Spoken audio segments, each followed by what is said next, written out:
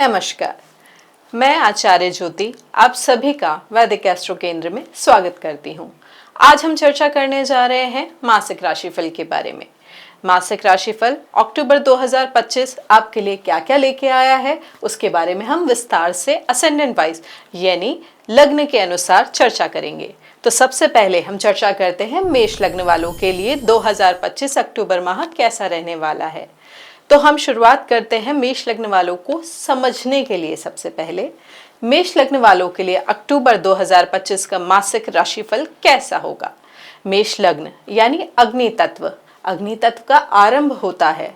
ये एक starting point है नेटल चार्ट का, यानी आपकी 12 राशियों में मेष लग्न प्रथम आता है, जिसे हम फर्स्ट साइन भी कहते हैं, जहां साहस, पहल और तेज निर्णय जीवन का हिस्सा होते हैं। मंगल के प्रभाव से ये जातक रुकते नहीं हैं, थकते नहीं हैं और अपने लक्ष्य तक पहुंचने के लिए हर परिस्थिति का सामना कर लेते हैं। लेकिन जैसे कि शास्त्र कहते हैं, अति सर्वत्र वर्जयेत। ऊर्जा और जिद अगर संतुलित ना हो तो यही ताकत जीवन में टकराव भी ला सकती है। अक्टूबर 2025 में कई ग्रह अपना स्थान बदलेंगे और ये महीना आपके लिए 2 हिस्सों में बटा होगा।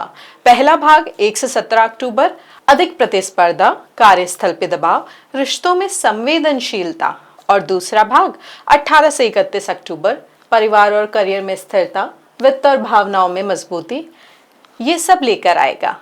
चलिए सबसे पहले हम बात करते हैं कि इस महीने की ग्रह स्थिति क्या है और उसका कैसा प्रभाव होगा। अक्टूबर 2025 की अगर हम ग्रह स्थिति की बात करें तो 1 अक्टूबर को गुरु बृहस्पति मिथुन राशि में होंगे, यानी तीसरे भाव में। शुक्र और केतु की युक्ति सिंह राशि में होगी, यानी पंचम भाव में। और सूर्य के साथ बुध, जो कि अभी अस्त अवस्था में है, वो कन्या राशि में होंगे। मंगल देव तुला राशि में है, राहुदेव कुंभ में और शनिदेव वक्री अवस्था में मीन राशि में है। ये तो हुई 1 अक्टूबर की हमारे ग्रहों की स्थिति मेष लग्न के लिए। अब हम बात करते हैं कि अक्टूबर में मुख्य ग्रह परिवर्तन या गोचर कौन कौन से होंगे। तो पहले गोचर की अगर मैं बात करूं तो 3 अक्टूबर को बुध अस्त से निकलेंगे कन्या राशि में से और शनि पूर्व भाद्रपद नक्षत्र में प्रवेश करेंगे। 9 अक्टूबर को शुक्र कन्या राशि में प्रवेश करेंगे। 17 अक्टूबर को सूर्य तुला राशि में प्रवेश करेंगे। तुला राशि में सूर्य नीच भाव के हो जाते हैं। और 18 अक्टूबर को ही गुरु कर्क राशि में प्रवेश करेंगे। कर्क राशि गुरु ग्रह के लिए उच्च की राशि है। अगर हम बात करें 24 अक्टूबर की तो बुध तुला राशि से वृश्चिक राशि में प्रवेश करेंगे। 27 अक्टूबर को मंगल तुला से वृश्चिक में प्रवेश करेंगे। चलिए सबसे पहले हम चर्चा करते हैं कि ये प्लैनेट्स, ये ग्रह किन चीज़ों का नेतृत्व करते हैं, इनका कैसा प्रभाव आपके जीवन में होता है, ताकि हम ये समझ पाए कि ये गोचर आपके जीवन में कैसा प्रभाव लेके आ रहे हैं। तो सबसे पहले हम शुरू करते हैं सूर्य देवता जो प्रकाश के स्वामी हैं, जो आत्मबल और लीडरशिप यानी नेतृत्व की बात करते हैं। इस महीने की शुरुआत में सूर्य कन्या राशि में है। ये छठा भाव है मेष लग्न वालों के लिए। यह भाव स्वास्थ्य, सेवा और प्रतियोगिता से जुड़ा है। जो कंपटीशन होता है, जो आपका रूटीन होता है, जो आपके एफर्ट्स होते हैं, जो आपका सेवा भाव होता है, वो इस भाव से जुड़ा हुआ है। इसका मतलब ये है कि इस समय इस गोचर के प्रभाव से आप कार्यस्थल पर जिम्मेदारी के बोझ का अनुभव कर सकते हैं। जो लोग सरकारी क्षेत्र, प्रशासन या मैनेजमेंट में हैं, उन्हें इस समय पब्लिक डीलिंग और डॉक्यूमेंटेशन से जुड़े कार्य पूरे करने हो सकते हैं। 17 अक्टूबर को सूर्य तुला राशि में प्रवेश कर जाएंगे। तुला राशि सूर्य देव के लिए नीच की राशि है, जहां पे वो नीच के हो जाते हैं, यानी डेबिलिटेटेड हो जाते हैं। जहां ये माना जाता है कि विवाह, साझेदारी, आपका जो पब्लिक ओपिनियन है, आपकी जो पब्लिक इमेज है, उसमें आपको टेस्ट किया जा सकता है। आपका आत्मविश्वास, आपका कॉन्फिडेंस रिश्तों में थोड़ा कम हो सकता है और आपको लगेगा कि लोग आपकी बातों को पूरा महत्व नहीं दे रहे हैं। आपको इस समय यही एडवाइस दी जा सकती है, आप ये जो समय है यहाँ पे अपने ईगो को थोड़ा सा साइड में रखें, अहंकार से बचे और टीम एफर्ट्स पे यानी अपनी पूरी टीम को साथ लेने का प्रयास करें। इस समय ओम घृणी सूर्याय नमः का जाप भी आपको फल देगा। और रास्ता दिखाएगा। अब हम बात करते हैं गुरु बृहस्पति की। गुरु बृहस्पति का उच्च गोचर यानी एग्जॉल्टेशन अक्टूबर के शुरुआत में हो जाएगा। गुरु बृहस्पति देव मिथुन राशि में तीसरे भाव में है।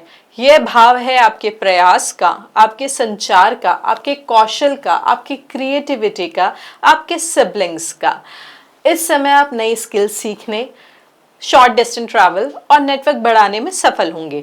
18 अक्टूबर को गुरु कर्क राशि में प्रवेश करेंगे और जहां पे वो उच्च के हो जाएंगे, इसका प्रभाव बेहद शुभ होगा। घर, परिवार और वाहन और संपत्ति संबंधी मामलों में आपको सफलता मिलेगी।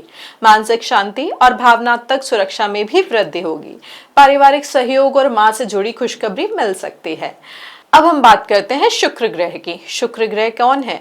वो प्रेम और सुख के कारक है। 1 अक्टूबर को शुक्र सिंह राशि में है केतु देव के साथ। इनका इस पंचम भाव में होना आपके प्रेम जीवन में मोह भंग, भावनात्मक दूरी दे सकता है। रचनात्मक कार्यों में अचानक बदलाव या नए प्रयोग का मन बनेगा। 9 अक्टूबर को जब शुक्र देव कन्या राशि में आ जाएंगे, यह उनकी नीच की राशि है, यानी यहाँ पे शुक्र देव डेबिलिटेट हो जाएंगे। रिश्तों की बजाय काम पर ध्यान देना पड़ेगा। हेल्थ इश्यूज, स्पेशली आपके स्किन से रिलेटेड, आपके हार्मोन से रिलेटेड प्रॉब्लम्स हो सकते हैं, उन पे थोड़ा ध्यान दें। अब हम बात करते हैं बुध देव की, यानी मर्करी की। बुध देव है संवाद और बुद्धि के अधिपति, the Lord of your communication and your intelligence, your logical thinking basically. इस महीने की शुरुआत में बुध अस्त हैं, यानी काम बस्टेड हैं। गलत फहमियां हो सकती है, काम में देरी हो सकती है और निर्णय लेने में संकोच संभव हो सकता है। 3 अक्टूबर को बुध देव अस्त अवस्था से निकलेंगे, तो उसके बाद आपकी मानसिक स्पष्टता, यानी जो आपका थॉट प्रोसेस अभी तक क्लाउडेड था, जजमेंट आपका क्लियर नहीं था, उसकी क्लैरिटी आपको मिलेगी। 24 अक्टूबर को बुध वृश्चिक राशि में प्रवेश करेंगे। यह भाव है परिवर्तन का, रहस्य का और फाइनेंस का। हो सकता है कि आपका खर्चा अचानक से बढ़ जाए। ये भी हो सकता है कि आपके इनकम सोर्स में चेंज हो जाए। थोड़ा सा हेल्थ में एनर्जी आपको कम लगेगी, थोड़ा सा थके थके फील करेंगे। इस समय थोड़ी हेल्थ पे ध्यान दें, अच्छे से खाएं पिएं। अब हम बात करते हैं शनिदेव की, जो कर्म और धैर्य के देवता हैं। इस समय आपके कर्म और धैर्य की परीक्षा बिल्कुल होगी, क्योंकि पहली तो चीज आपकी 7.5 शुरू हो चुकी है मार्च के महीने से, और शनिदेव का वक्री होना और पूर्व भाद्रपद नक्षत्र में उनका प्रवेश करना आपकी आध्यात्मिक सोच को वो गहरा करेगा। पुराने कर्म के फल सामने आ सकते हैं। राहु केतु की अगर मैं बात करूं तो राहु देव कुंभ राशि में है और केतु देव सिंह राशि में है। राहु देव के प्रभाव से आपको लाभ मिलेगा, मित्र मिलेंगे, नेटवर्किंग में थोड़ा सा इल्यूजन माइंडसेट आ सकता है, लेकिन अनअर्न इनकम या सडन इनकम के भी योग है। अगर मैं केतु देव की बात करूं तो सिंह राशि में उनका प्रभाव संतान और प्रेम जीवन से रिलेटेड होगा। वहां पे थोड़ा सा आप डिटैचमेंट फील कर सकते हैं, तो अपने माइंड को थोड़ा सा क्लियर रखें, अपनी भावनाओं को एक्सप्रेस करने में थोड़ा सा संयम रखें। चलिए, अब ये जानने के बाद कि ग्रहों का प्रभाव कैसा होगा, अब हम बात करते हैं कि जीवन के विभिन्न क्षेत्रों पे, यानी लाइफ के जो आपके डिफरेंट एस्पेक्ट हैं, उन पे इसका रिजल्ट कैसा रहेगा। सबसे पहले बात करते हैं हम एजुकेशन पे, एजुकेशन और कॉम्पिटिटिव एग्जाम्स। अक्टूबर की शुरुआत में बुध अस्थावस्था में है और केतु पंचम भाव में होने के कारण विद्यार्थियों के लिए ये पहला सप्ताह फोकस में थोड़ी सी कमी ला सकता है। पढ़ाई में मन थोड़ा कम लगेगा, विशेषकर यदि आप क्रिएटिव फील्ड या आर्ट से जुड़े हुए हैं।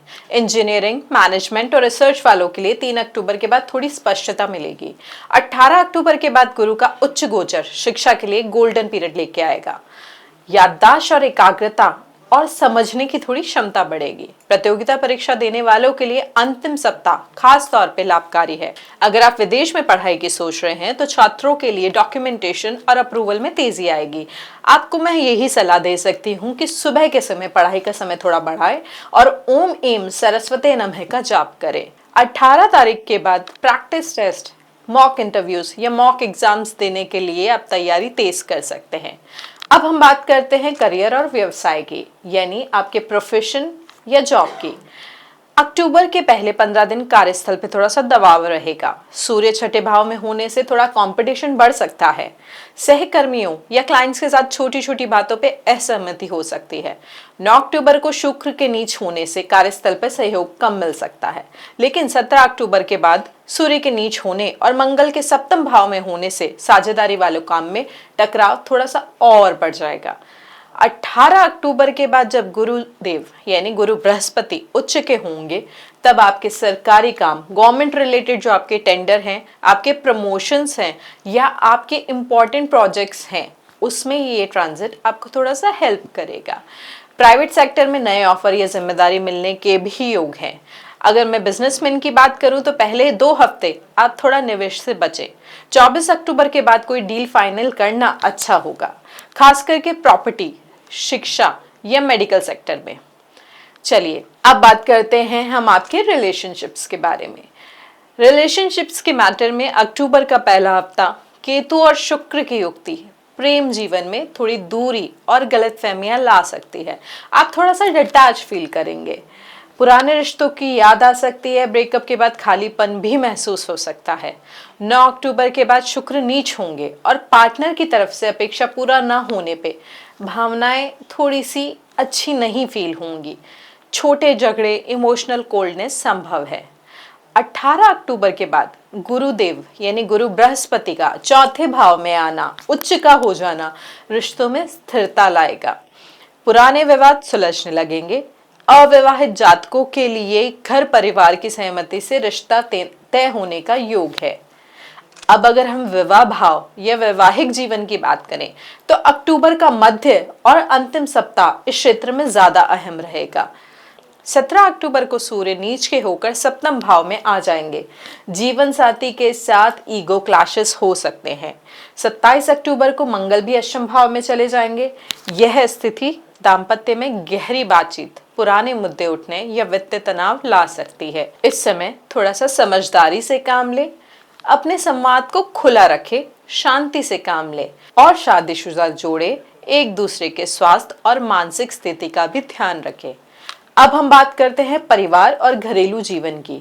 18 अक्टूबर के बाद गुरु का चौथे भाव में प्रवेश आपके पारिवारिक जीवन में पॉजिटिव टर्न लाएगा।